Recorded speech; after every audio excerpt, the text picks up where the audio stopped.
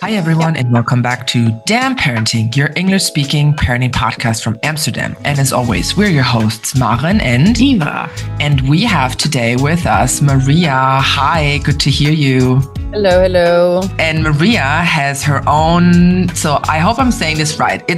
You are a coach, right? And your company is called MamaMaria Coaching, and you cover a variety of different topics. And one of the topics that we picked out to talk with you is alcoholism, or rather addiction and sobriety, which you are an expert on because you bring your own history and your family's history, and you thought this is a topic that not only you are in contact with or struggling with, but you have also seen that other parents have an issue with, or coming from their families who have an issue with this topic. So it is a sensitive topic. However, it is a topic that we as Damn Parenting Podcast, as many other topics, try to put into the light and try to address, so people that are hearing this might open up the conversation with their families, with their relatives, whoever they want to talk about this topic. So why don't we dive straight into this? How did you come in contact with this topic first, and what is your own history with sobriety and addiction?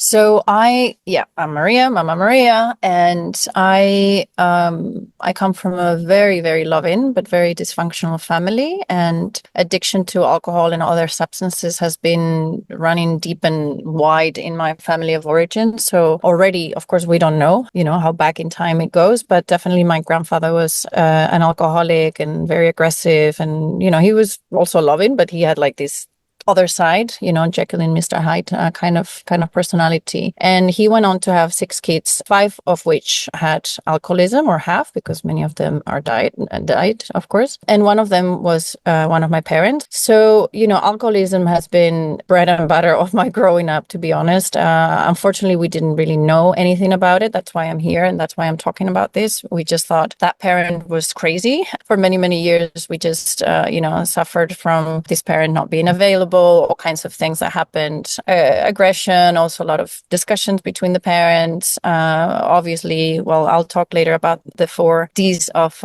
this family dysfunctionality. All of those I had, don't repair, don't question, authoritarian upbringing, don't talk, no conflict resolution, don't tell, secrecy, this was always taboo. We, on the outside world, were a complete perfect family, we were middle class, everything was fine, we were kind of cute family, but inside was where everything was happening. So the don't tell was definitely part of my upbringing, and many others. I can talk later about that. But the idea was that, this was a normal thing in my family. So all of this dysfunctionality, but we just didn't know. We just didn't know that this parent had a problem.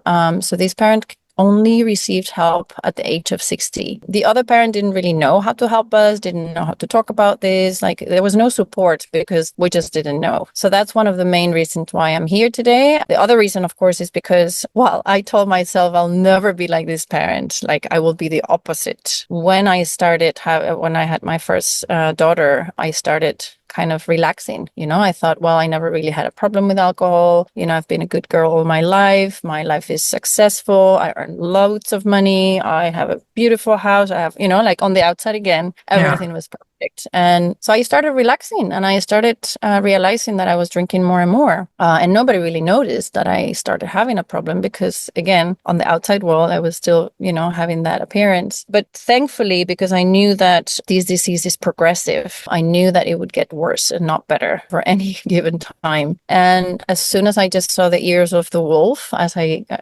call it in Spain, as soon as I saw this monster cracking from the egg, I went straight to get help. So, even my partner didn't believe me because I was not the typical, addict or alcoholic that is making loads of damage outside. I always think of alcoholism and addiction as cancer, with 4 stages, and people go to stage 4 and it's messy, and that's the ones that we normally know, the ones that live under the bridge, and the loud ones and the aggressive ones. But mine was really at the beginning, like really at the early stages. And because I knew it was progressive, I thought, let me get some help. And that's been more than 2 years now that I've been sober, and incredibly grateful for. Like, I love my life. It's transformational in many ways, but I'm sure you will ask about that. That's the intro. Thank you. And first of all, congratulations on your 2 years, because especially with making that conscious choice going into sobriety, it's a yes every day. It's never a yes and then I'm done with that, but it's a constant decision every day. I'm saying yes again to staying sober, yes again to going through the hardships without the little helper, yes again when I'm in a stressful situation. So kudos and a big congrats to you going through this while you are parenting, while you are faced with all these triggers and still keeping it up. So that's a huge accomplishment. Thank you. Yeah, you definitely don't graduate from this. You don't get a sticker at the end of the day and you say, you're done. No. No. This is a daily reprieve, definitely. Yeah. One of the things I was trying to find was the percentage of alcoholism in the Netherlands. Kind of hard to find. And honestly, everything I ever found was heavy drinkers. It was never labeled as alcoholism in the Netherlands. And it actually showed that it's roughly around 8%. And funnily enough, in America, it averages out at about 6% in America. So I just don't know if maybe I'm looking at the wrong percentages when I'm online trying to do my searches. But one of the reasons we're so thankful you're joining us is because as expats, even though we're moving on to have better lives and better opportunities, it actually ends up with a lot more challenges and problems. And thus coming into this, it's such a socially accepted, addiction, essentially. And the thing is, it's so accepted, like it's not like heroin and it's not like anything else, that it's kind of like, oh, this is okay. It's like every day, this is a social interaction considered here in the Netherlands. Being the expat family, living away from your fans and family and your familiar comforts in your own society, even the language barriers, the cultural differences can all lead to difficulties fitting in and adapting. And then you've got the frustrations of obviously parenting without your support network that you need. And so like this is where alcohol can seem like an inviting opportunity or even just the temporary solution to smooth over the issues that you might be having. So with that, at the end of the day, this is a widespread issue globally. And as international people living in the Netherlands here right now, it's a case of we come here and as their culture is so social, everyone has a borreltje, right? Mm-hmm. I mean, we all know the borreltjes for work, the borreltjes for neighborhoods and friends. So can you tell us a little bit more about this then? Yeah, I have also looked a lot into percentages. And the thing is, I talk generally about addiction because it could be to many substances. It could be to many things. It's not just, it's just not alcohol. Alcohol is, and I come from Spain. I mean, we're born and they give us alcohol. It's like we have it not for bottles but for lunches and sometimes even for breakfast. So, but addiction is much more than just that. And also, what happens in many families is it transforms. So you might not drink alcohol, but you're doing other things. You might be addicted to shopping. What they call retail therapy.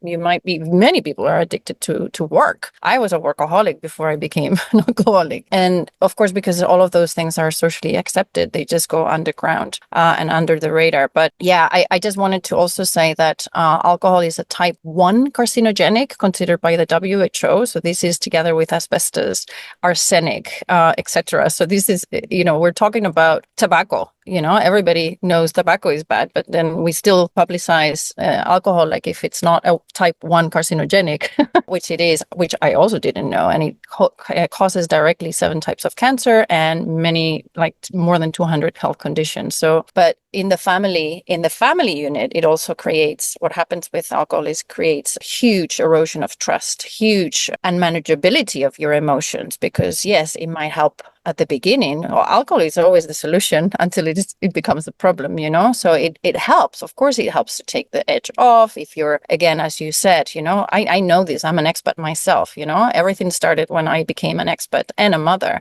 full-time job. I had a full-time job, stress. And of course, I was like, I saw it as a reward. I didn't think, I'm going to become I thought I need this because I am such a hard worker. So I deserve this. Right? Yeah, like a crutch. I deserve it. But I used to smoke as well. And I had this idea of smoking as a reward as well, which is kind of crazy. It's like, let me get some poison as a reward. But of course, it's so socially accepted, all of these things, that we just I consider myself a very aware person and I still did it. It's just amazing, right? It's so mind blowing. And remind me of the question again. What was the question? It was to talk about like the addiction in general, because one of the things you had spoken about was the ACE study previously. Yeah. So I have been exploring, and I'm just, my new addiction is learning everything about parenting and understanding family dysfunctionality and how we pass it on. I'm even writing tomorrow a post about epigenetics. I'm obsessing about all of this, which is a very good obsession to have.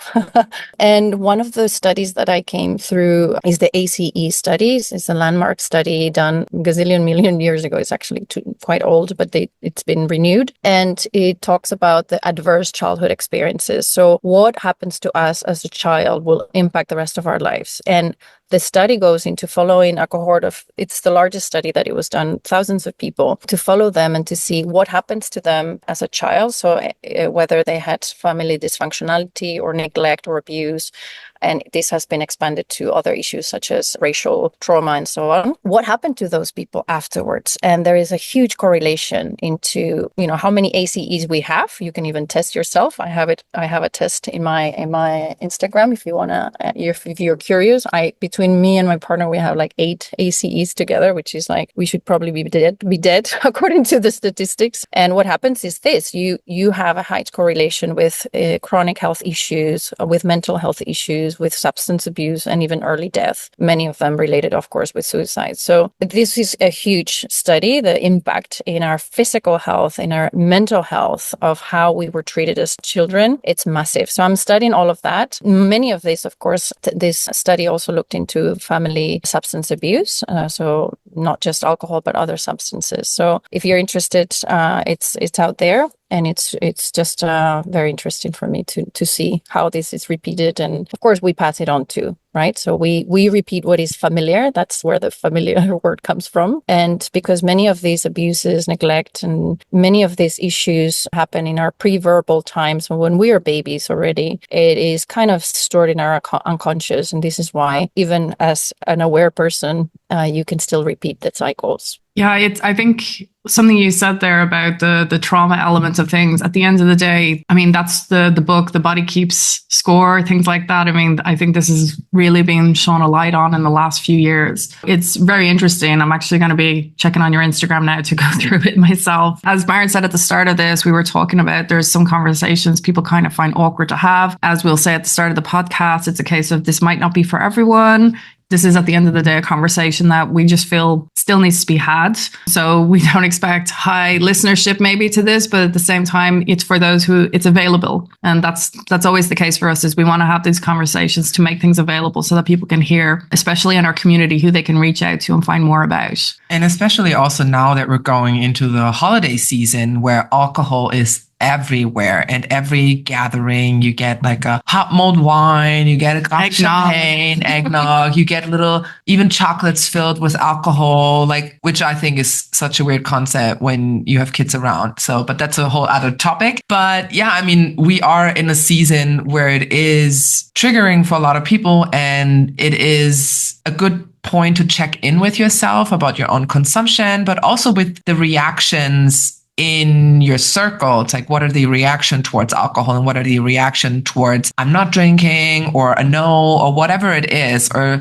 not even having it at home or offering it. So I think this episode is a little check in with where am I standing with my consumption of whatever substance it is. Where is my family, my friend circle standing with this? Is there any arguments or like any points that you, the listener, can now take away from this episode, where you can provide research, or you can provide numbers, or you can, have something to say against, other than just, I don't feel like it, or whatever, where you feel you're not equipped with the right strategies to counter these arguments with. Yes. And I think what's very important is that for me, when you go into whatever substance, we're just talking about a symptom, right? Like why people go to whatever. A substance or distraction or numbing. What I'm mostly interested in is what is the root cause, because only when you look at the root cause, you understand where is this coming from. And most of the times, where all this comes from is from a suppression of emotions, because we were not safe when we were children to express our emotions. And therefore, when we get uncomfortable, when we have either boredom or fears or pain, like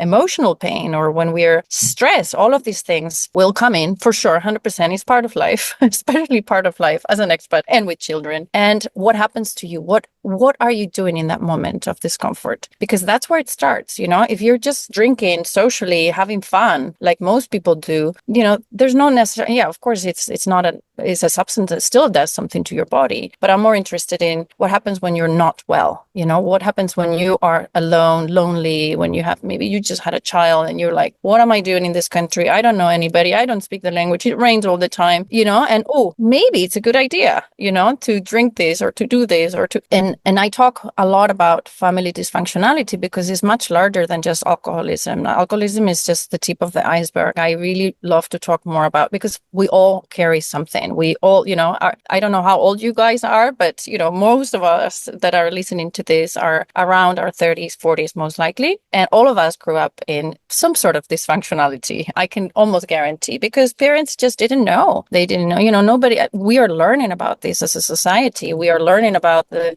impact of birth and the postpartum. Like, we're just at the baby steps of all of this as a society. So I can guarantee, and this study also showed, this very old study showed that 70% of people carry some sort of childhood trauma. That's huge, So all of us are on the same boat. It might be alcoholism or it might be something else. Like, some people might have capital T trauma and some people can have little t trauma, but all of us have this. So the question is, are we dealing with these emotions? There is always a choice. You can call somebody, you can listen to somebody, you can seek some support. Like, all of us that are working in this space are trying to do the same, which is create alternatives, healthy alternatives. But I also wanted to just mention that for me, sobriety, so two things. One is, sobriety is so much more than not living with alcohol. It's just, you come into a new world, a new world of authenticity, connectivity with myself, with my body, with my emotions, like with who I am. I can't express how amazing it is to live 100% in the here and now, also when there is discomfort. You're connected to a different power, Yeah, maybe I can talk later about that, but I wanted to mention it now before I forget. Well, you were just mentioning there the dysfunctional families. I do believe you have 6 don'ts of dysfunctional families you wanted to get into. Yeah. So, in Google, you find only 4, but I've added 2 more because I think there's more than just the first 4. The first one is don't trust. So you become, basically, because you come from a family where sometimes there might be inconsistency of love. Sometimes, of course, there might be abuse, physical or verbal or emotional. You don't trust your parents. And that is a trust issue that you will bring into your own relationships as well. So you run away from intimacy and you run away from vulnerability because you're afraid of being hurt. And I think many people can relate to this. So safety is compromised and the trust is eroded. And you also bring this into your own parenting, by the way. The second is don't feel. So again, the denial of emotions. I think that was very widespread when we grew up. It's like, don't cry. I'll give you something to cry about. Crying is for beep. And so on, like, all kinds of things. And, it's just not allowed. And especially for boys, no crying. I'm telling you, I have a radar for all of this and I still almost hear it on a daily basis. I still, even yesterday, I was in a congress on motherhood in Spanish and I heard one of the psychologists saying, no, we don't cry. Let's move on, like even psychologists in a congress. I heard this, So it's massive and it's still very prevalent. The third one is don't talk. Again, this is one of my additions. We don't know how to solve conflict. We don't know how to talk about the difficult topics. I think this is something that I've been learning. How do you talk about things? How do you solve conflict? I think nonviolent communication is something that we should all learn about. Yeah, I could see you looking at each other. Yeah. My heart talking, yes. Don't tell. So again, secrecy is a norm. There's a lot of taboo and a lot of shame. People that are growing in this kind of dysfunctionality carry a lot of shame from their own backgrounds and baggages. Don't question my authority. Why? Because I say so. I grew up completely 100%. My grandfather was a military person. This parent inherited that. And the last one is don't repair. Lack of responsibility. So when parents don't repair, I think this is probably the most important because we will all mess up. There's no such thing as perfection. I have messed up many, many times myself. And for me, I always say repair is revolutionary. When you repair yourself, you repair your kid, like your relationship with your child. And of course, you shouldn't do things and then repair.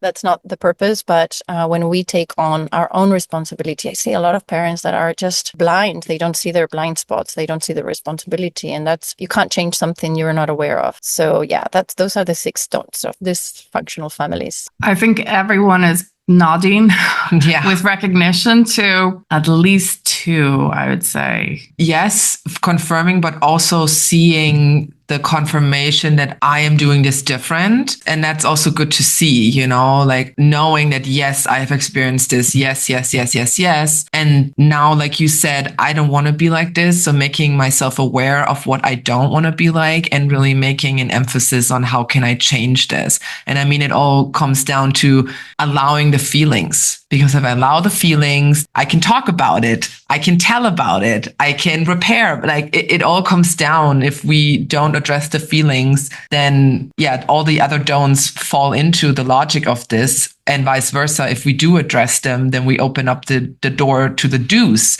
Yes, we do talk about this. Yes, we do accept. And also moreover, it's not, I don't have to find a solution for everything. But I can talk about it, and then we can open up the conversation. And oftentimes I don't need a solution. I just need to tell, and I need to listen. And that's then already a healing is already happening. And then maybe there is a solution, but maybe it's just holding the space that this can be here. And it doesn't have to be resolved now, but it can sit here, and then it can maybe transform. But maybe it also doesn't, because I mean, we all, as much therapy as we do, as much awareness as we do have our topics that are still with us. And I guess when we're dying, then we maybe have resolved them all, or if we're the Dalai Lama or whoever you believe in, it has no baggage with them. But this is also the acceptance of, yes, I do carry this, but I don't have to carry it alone, and I can look at it. I think you've summarized it beautifully. Yeah, I never thought of it that way. Like the don't feel, that turning that into the do's, and summarizing that as that's all we need to do. And I also think that our society is very much focused on outcome, right? On solution, outcome. That's a very male energy, I have to say. And I try to focus more on the process, on just being there. Life would be so much easier. Your child comes crying because of whatever. You don't have to solve it. Like 90% of the times, there's nothing that you can just do or need to do in that moment. That might come later, but in that moment, it's just being there. In aware parenting, I'm an aware parenting instructor and coach, and we talk about listening to the cry. It's so beautiful just to, my daughter had a big cry the other day, and I just held her and I listened to her. And I can't solve many things. I can't solve her sibling rivalry or, whatever came from our birth trauma and all of that. I can't change the past, but I can change how she expresses this in a safe way. And it's just magical. I also use a lot of attachment play. So I can't, this is a type of play that is almost like a therapeutical play where, again, I don't focus on the outcome. So I don't focus on what is the issue at hand. If this child is, for example, biting or hitting or, out of control, I engage in a sort of play that gives the power reversal. So I actually give the power back to the child, and I play like if there's no tomorrow, like if there's nobody watching, and who cares? Like, you bite me? Like, I do that with my child. You want to bite? Okay. You're frustrated? Here, bite my foot. And then I put my foot in his mouth and I try to, wrestle, and he loves that. And that's it. The problem is solved, because then he has connection with me and he knows that he's safe to be, he's a toddler, right? So he gets frustrated. He can't talk yet. And, he wants to bite, and he's like, yeah, let's go bite. And then we bite together. La, la, la, la. And it's just fun. And of course he doesn't bite anymore, for another 2 months, because, he's connected. He's attached. He's secure. It's a beautiful, attachment style that he has. So yeah, it's quite transformational when you see things in this different way. I think would be a great way to start would be actually to discuss any early signs that you'd be able to help people identify when we actually look at addiction, because a lot of us will kind of gloss over it. Like even the conversation we had with Anne Graham about jelly pie and her daughter, she had symptoms, but she kept on saying, yes, but we just moved. Yes, but she just started school. Yes, but it's just a language. So we always kind of put in these yes, buts. Could you help us with any signs that we could kind of just even be more aware of? So let me start with saying that this is the disease of denial. My sponsor says denial is not just a river in Egypt.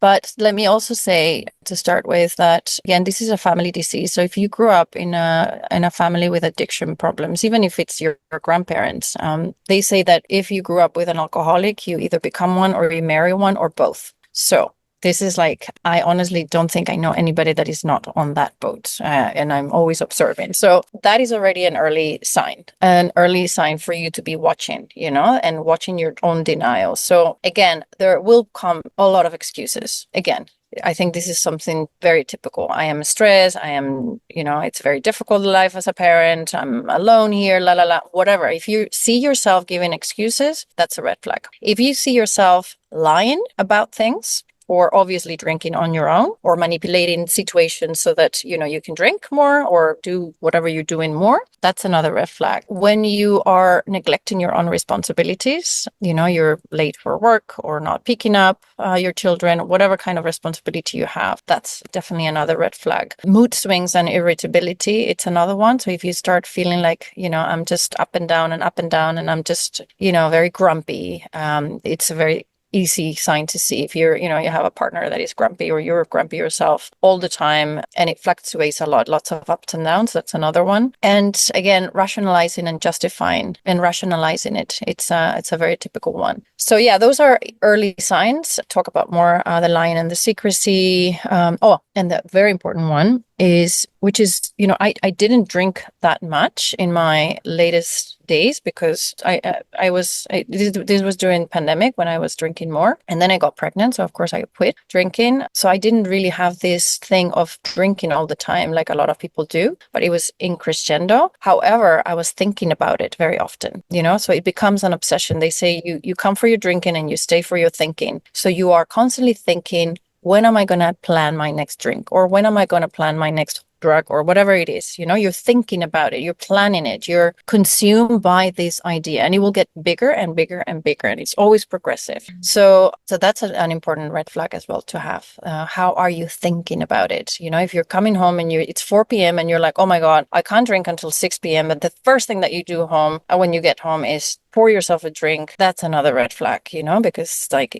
instant gratification. I also had this thing where with my first one, I just couldn't wait for her to fall asleep, for me to actually go and relax, So it impacted the way I was putting her to sleep because I just wanted her to get the sleep so I could actually relax and do the things that I needed to do to reward myself, So that is another, when I talk about neglecting responsibilities or impacting your responsibilities, that can be a very subtle but very impactful way of how it impacts your life and your parenting life in particular. And when you talk about all of this, bringing back the family dynamics, I guess all these questions is questions that you can ask yourself when you notice that you might be struggling with this, but vice versa. This person who does substance abuse usually lives within a system that enables substance abuse. So all these questions can also be asked if you are the partner who's watching this, who's watching a partner abusing. You are also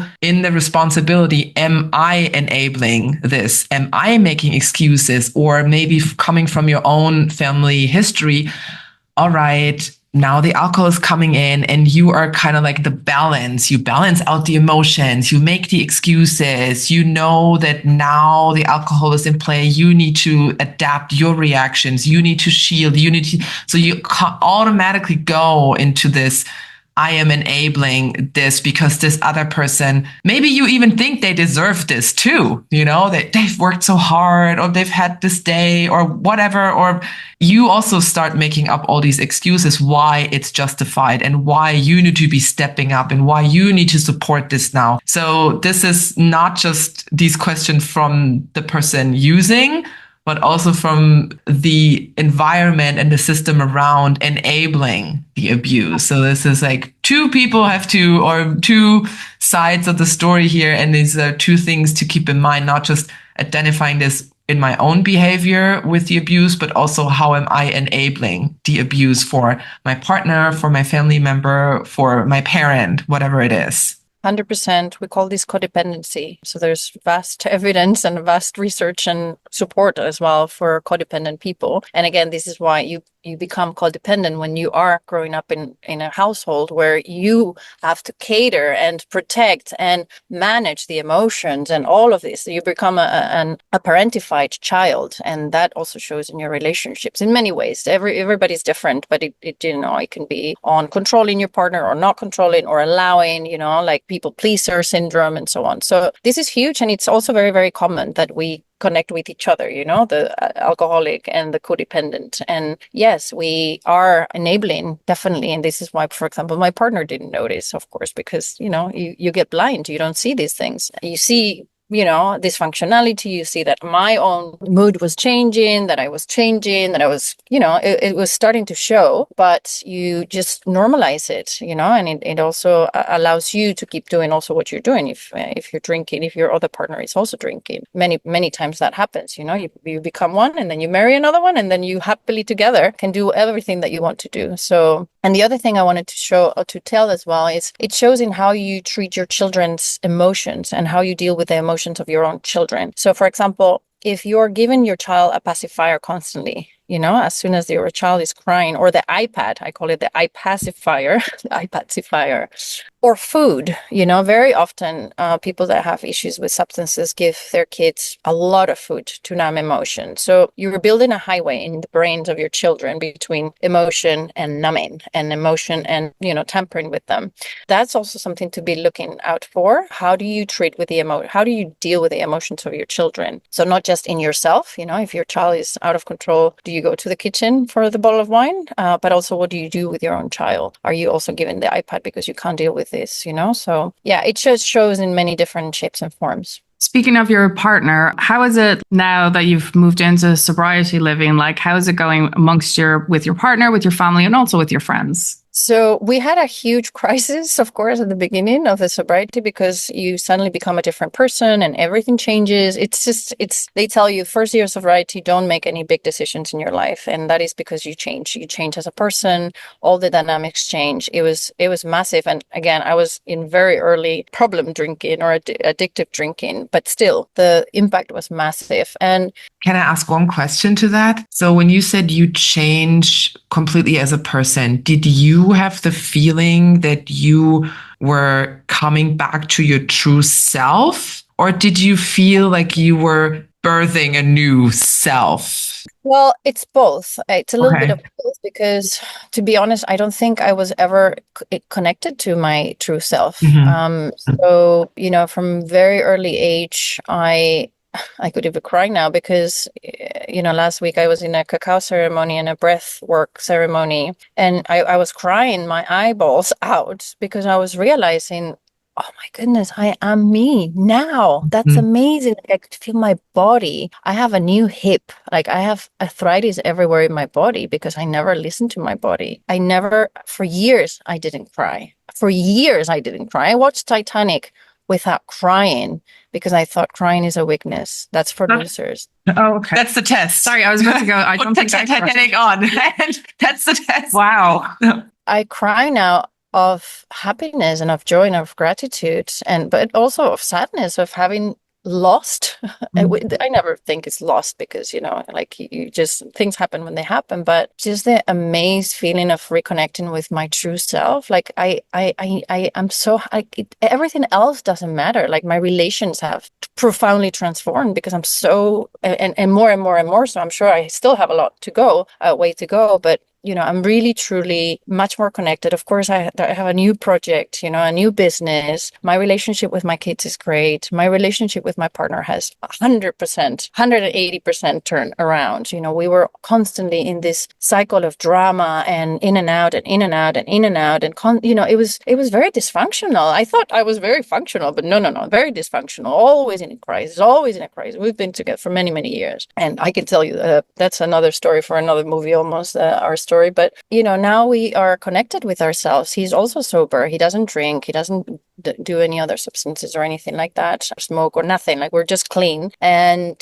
so we are just, our little children, our mini us, are healing, and therefore that shows in how we show up, and how we react. Of course, we still have triggers. Of course, there's still difficulty in our life. Today I woke up and he came to the kitchen at 7, and I just hugged him. And I said, let's hug each other for a few seconds, let's just hug each other. And that's amazing. Just being in the here and now, it's transformed. And also with my friends, like everything. I feel sobriety is such a gift. I think it's something that everybody should try at some point.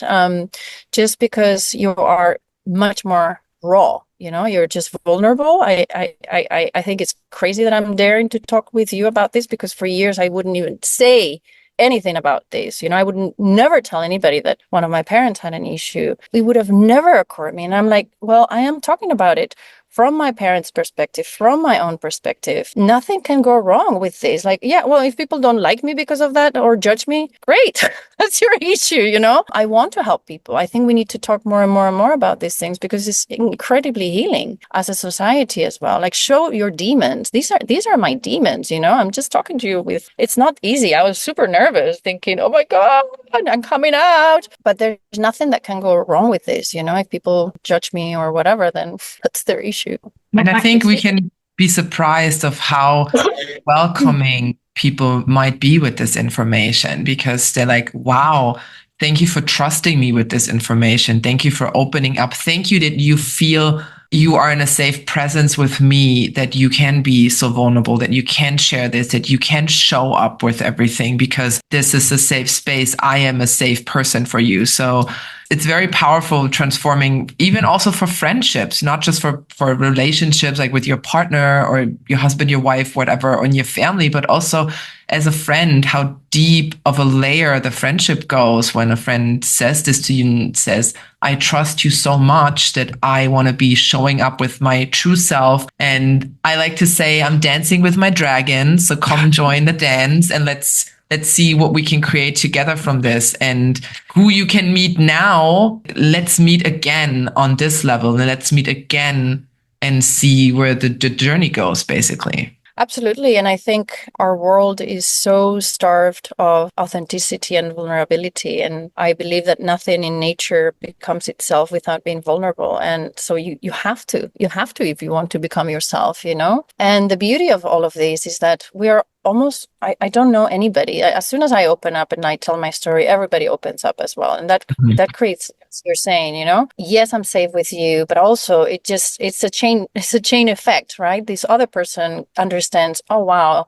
It's similar to big campaigns and big things like the Me Too movement. I want to create another movement later on called Mine Too. So #Mine Too, don't put it out there yet. But the idea is that we can all share our own stories of dysfunctionality in our family of origin, or our own childhood traumas, because we're all on the same boat. It can be whatever it is. It can be abuse, addiction, it can be anything. But we are all little children, hurt little children, walking around like if nothing happened to us. And the more that we talk about these things, the more transformation will be in the world, and the more we will be able to connect with each other. So that's part of my mission as well as MamaMaria, is can we talk about this more often? Can we be honest about this? Let's just bring down the mask. Well, we hope that this has been a transformational episode, because as we said, it's not really a normal episode that many podcasters or anyone else is really out there doing. But at the end of the day, we need to put light on these subjects. And we are so thankful for you for coming on and actually trusting us and sharing with your story with our community here in the Netherlands as well. And as you said, people can reach out to you on your Instagram page, MamaMaria Coach, and they'll be able to delve deeper with you personally. And also, I'm sure you'll be able to provide some resources. We will also be able to share some resources as well in our show notes as well, for anyone seeking any additional help or anything else that might be relevant. Essentially, as you said, addiction can be in many forms, and that comes from alcoholism, drugs, and even food. Everyone and anyone out there, definitely check out the ACE that is on her Instagram. I think I'm going to go and do it now after this. Thank you so much for this. This has actually been a really nice conversation, and I kind kind of was sitting back a little bit listening to you and Maren sometimes, because I was thinking, yeah, it is. A lot of it kind of sometimes comes down to the shame and guilt of not wanting to discuss our past as well. And that's really tough for a lot of people. And especially, I think the generation, as you say, our 30s and 40s as well, that are going through it. And at the end of the day, we want to keep having these conversations because, you know, it's more healthy to open up and to discuss it. And that's what we're about. Exactly. And while you're at MamaMaria Coach's Instagram, you can also jump over to our Instagram, Damn Parenting Podcast, where, of course, we will put together another info post for you with all the information that Maria just shared with us. And you can find additional information also on our other episodes with all the amazing guests that we had on. If you want to subscribe and get more information from us, please make sure that you subscribe on Spotify, Apple Podcasts, or wherever you get your podcasts from. Share and like this episode with your friends and family, and maybe just start the conversation about these topics that usually we are shying away from discussing, but are so important for our own healing, our own growth, our own journey. And maybe we can give a hand to someone who we might feel needs a little bit support with certain topics. And if this episode was good for you, then make sure you share it, like it, and also rate us on Spotify. Give us a 5-star rating so we get seen by other parents who this information is beneficial from. And then we will hear you on the next episode. Bye. Bye.